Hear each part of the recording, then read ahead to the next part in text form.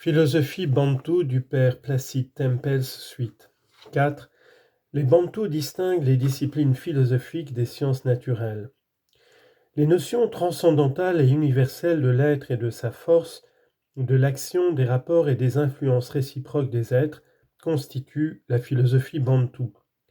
Ce domaine est ouvert à l'intelligence commune de tout muntu normal. Si l'on voulait ridiculiser cette philosophie et en tracer une caricature enfantine, en objectant que ces conceptions ne reposent pas sur la rigueur de l'expérience scientifique, il faudrait prendre garde de ne pas se fourrer dans des arguments plus ridicules que la prétendue stupidité des primitifs. Notre philosophie se base-t-elle sur l'expérimentation scientifique? Relève-t-elle de l'analyse chimique, de la mécanique ou de l'anatomie? Les sciences naturelles ne peuvent renverser une philosophie comme elles sont incapables de la créer. Nos aïeux possédaient une philosophie systématisée que les sciences modernes les plus poussées n'ont pas entamée. Or, nos ancêtres parvinrent à leur intelligence de l'être alors que leur connaissance scientifique expérimentale était fort pauvre et défectueuse, sinon totalement erronée. L'instrument de la science positive est l'expérience sensible, tandis que la philosophie se dégage de la méditation intellectuelle sur des données générales.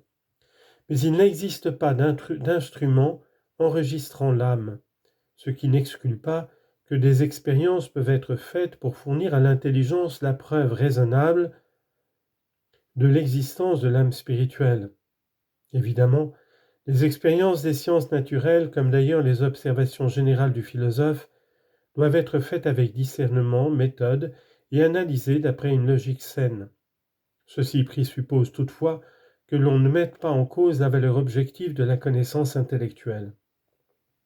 Heureusement, nos primitifs, pas plus que nos subévolués, ne sont pas encore torturés du doute au sujet de la réalité des connaissances intellectuelles ni de la validité du raisonnement humain. Les principes généraux et la notion de l'être sont fondés chez nos bantous, en se plaçant à leur point de vue subjectif, sur l'argument d'autorité et sur leur propre inspection de la constitution de l'univers, et c'est pourquoi je présume qu'elle pourra se retracer chez tous les non-civilisés. C'est pour ce motif encore qu'elle subsiste chez les indigènes, éduqués et chez nos convertis. La conception générale que l'on peut avoir des êtres et la connaissance que l'on peut avoir des qualités particulières de chaque être sont choses distinctes. Il ne relève plus de la philosophie proprement dite de définir un être particulier en décrivant son essence spécifique, son énergie, ses facultés et ses propriétés. Ceci nous reporte dans le domaine des sciences naturelles, et l'on peut poser la question de savoir si, dans nos sciences naturelles modernes, l'unanimité s'est faite, et si le dernier mot a été dit au sujet de la nature des diverses forces naturelles que l'on a pu découvrir jusqu'à ce jour. Chez les Bantous, on retrouve similairement la même divergence de vue et la même ignorance lorsqu'il s'agit de la connaissance imparfaite des objets concrets en présence. Eux-mêmes concèdent qu'il y a beaucoup de mystères non élucidés. Qui peut connaître toute chose sinon Dieu, ainsi disent nos Noirs, c'est Dieu qui peut donner un nom à toute chose parce qu'il connaît les êtres. Voilà pourquoi les applications pratiques de la philosophie bantoue aux nécessités quotidiennes de la vie, aux pratiques magiques, peuvent différer d'après les tribus et régions. Voilà pourquoi on peut trouver des procédés apparemment contradictoires d'une contrée à l'autre, mais qui au fond ne sont que les applications variées des mêmes principes généraux de la philosophie bantoue. Il est pourtant des êtres qui sont connus d'après leur nature propre. Ainsi qu'il a été dit déjà ci-dessus, les bantous distinguent dans les êtres visibles l'apparence extérieure et l'être lui-même qui a une force et une nature invisibles. Cependant, cette force non perceptible peut se concentrer ou se manifester plus particulièrement dans une partie de la chose sensible. La force vitale peut être condensée, nouée, et peut s'extérioriser dans ce que nous pourrons nommer un nœud vital ou un centre vital. Ce nœud, ce centre vital, cette manifestation particulière de la force vitale est nommée Kijimba par les Baluba. Une bête sera percée de 10 flèches sans succomber, tandis qu'une autre bête est abattue au premier trait. C'est parce que cet unique trait a touché le centre vital ou l'un des centres vitaux. Pourquoi le crocodile est-il si redoutable?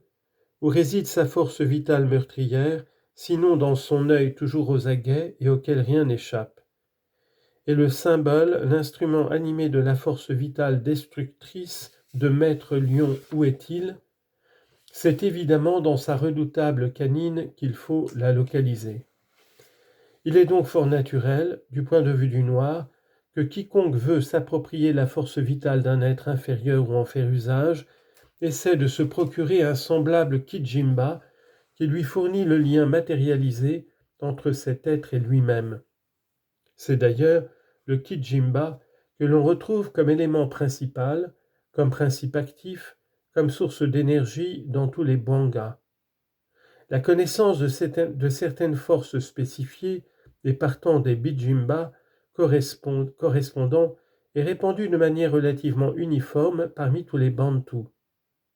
Ce sont les Bijimba d'êtres particulièrement puissants, destinés à ajouter leur force pour l'accomplissement de certaines activités courantes telles que la chasse ou la pêche.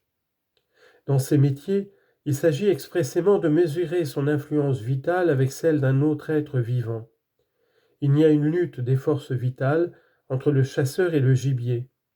Il s'agit donc d'être fort dans le combat et de s'annexer toutes les forces offensives, même celles provenant d'êtres inférieurs, pour s'assurer la puissance de détruire le gibier. Il existe quelques lois générales permettant de connaître et de découvrir les forces et influences vitales de certains êtres. Ce sont ces principes que certains auteurs présentent comme principes actifs, comme principes de causalité de la magie. En réalité, ce ne sont pas les causes actives de la magie ou de l'utilisation des forces naturelles, ce sont de simples méthodes d'investigation permettant de découvrir et de connaître ces forces naturelles. Ainsi a-t-on pu lire « Similia similibus curantur ». Les semblables sont guéris par les semblables. Les ethnologues s'expliquent en affirmant qu'une force agit par similitude ou par concordance. Je crois avoir expliqué à suffisance que cette similitude ne peut être le fondement causal de l'influence vitale. Mais la ressemblance entre la force meurtrière du lion ou du crocodile et les intentions qui animent le chasseur ou le pêcheur portent les Noirs à conclure que les forces de ces grands carnassiers peuvent être utilisées dans l'exercice du métier de chasseur ou de pêcheur, ou mieux dans la lutte qu'ils entreprennent respectivement contre le gibier et contre le poisson. Une autre loi veut que l'être vivant exerce une influence vitale sur tout ce qui lui est subordonné, sur tout ce qui lui appartient. C'est pourquoi toute atteinte à ce qui dépend d'une personne sera considérée, comme nous l'avons déjà signalé, comme une diminution d'être de cette personne elle-même.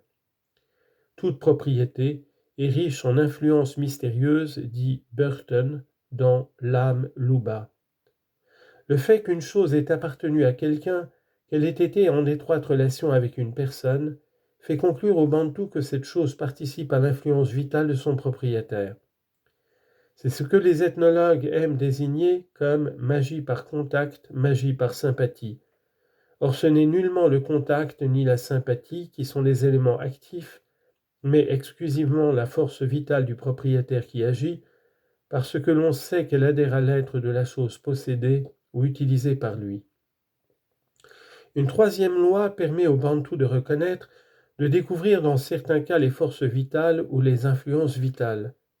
La parole et le geste de l'homme vivant sont considérés, plus que toute autre manifestation, comme l'expression formelle de son influence vitale. Dès lors, si les paroles ou les gestes sortent des effets fastes ou néfastes en s'appliquant sur une personne déterminée, on peut en déduire que telle personne exerce son influence vitale, soit en bien, soit en mal, sur telle autre personne.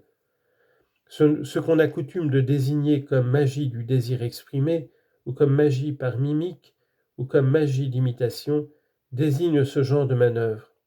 Mais ici encore, ce ne sont ni les mots ni la mimique qui exercent un pouvoir, ce ne sont que des signes qui extériorisent l'action de l'influence vitale et la font connaître à des tiers. Ces trois principes, peut-être s'en trouve-t-il d'autres, fixent les règles de la recherche et de la connaissance des forces concrètes et des influences vitales émanant des objets particuliers. Ce sont en quelque sorte les lois de la connaissance des sciences naturelles chez les Bantous, ce sont des critères et nullement des causes.